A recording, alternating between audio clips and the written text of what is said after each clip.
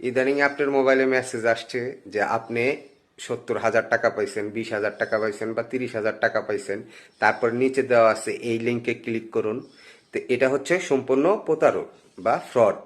এই লিঙ্কে যখন আপনি ক্লিক করবেন, লিঙ্কে ক্লিক করার সাথে সাথে আপনার বিকাশের অ্যাকাউন্ট, তারপরে হচ্ছে নগদ, তারপরে রকেট, তারপরে ব্যাংক অ্যাকাউন্ট যা আছে আপনার সব কিছু হ্যাক করে নিয়ে যাবে।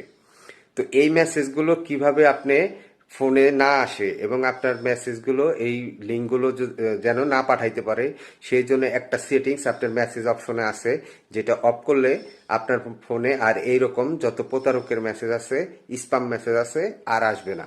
তো সেই সেটিংসটাই আপনাদের কাছকে দেখাবো। তো চলুন সেই সেটিংসটা কিভাবে অফ করবেন সেটা দেখিয়ে দিই। সর্বপ্রথমে আপনার মেসেজ, ফোনের যে মেসেজ অপশন, জাস্ট এটা ওপেন করবেন।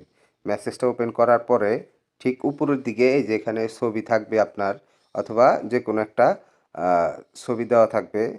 তো জাস্ট এইখানে একটা ক্লিক করবেন। এখানে ক্লিক করার পরে তারপরে দেখতে পাবেন এই যে নিচের দিকে মেসেজ সেটিং।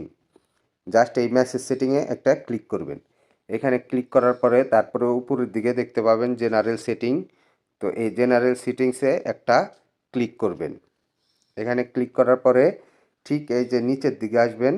নিচের দিকে আসলে দেখতে পাবেন এই যে প্রোটেকশন অ্যান্ড সেফটি। জাস্ট এইখানে একটা ক্লিক করে দিবেন। এখানে ক্লিক করলে এই যে আপনি দেখেন এইখানে এই যে অফ করা থাকে। আপনাদের এটা শুধু আপনার না, সবার ফোনে এরকম অফ করা থাকে।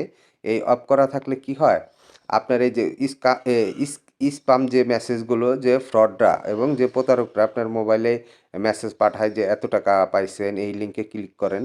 তো এটা অফ থাকার কারণে ওই মেসেজগুলো আপনার মেসেজ বক্সে, ইনবক্সে শো করে।